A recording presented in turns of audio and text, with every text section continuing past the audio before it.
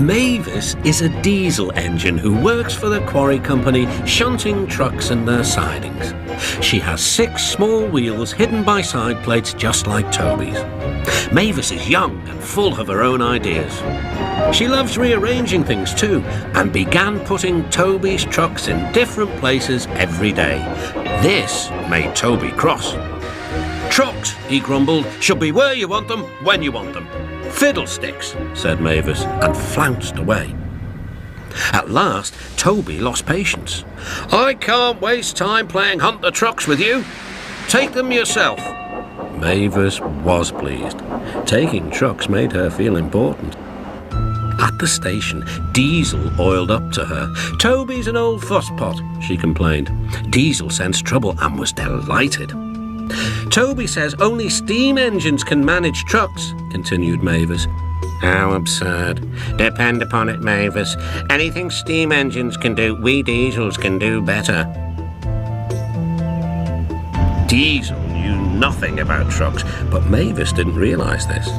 Toby's line crosses with the main road behind the station and for a short way follows a farm lane. Frosty weather makes the muddy lane rock hard and very slippery. Toby stops before reaching the lane. His fireman halts the traffic at the crossing and then he sets off again. By using the heavy trucks to push him along, he has no trouble with the frosty rails in the lane. It is the only safe thing to do in this kind of weather. Toby warned Mavis and told her just what to do. "I can manage, thank you," she replied. "I'm not an old fusspot like you." The trucks were tired of being pushed around by Mavis. "It's slippery," they whispered.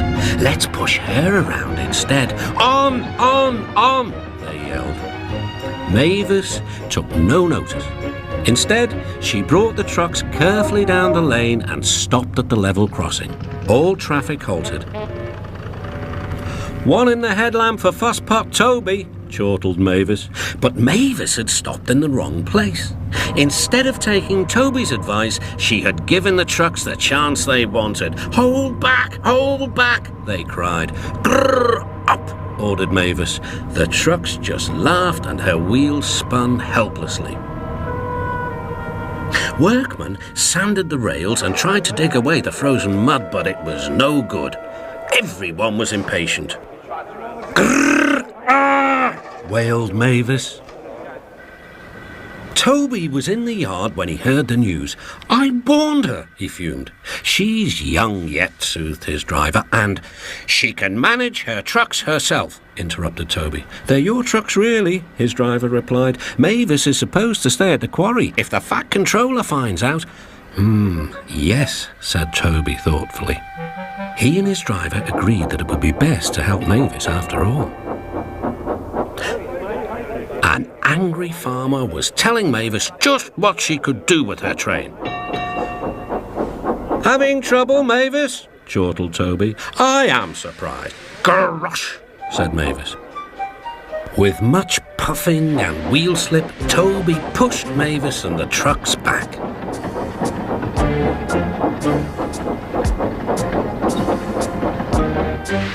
The hard work made his fire burn fiercely, and his firemen spread hot cinders to melt the frozen mud.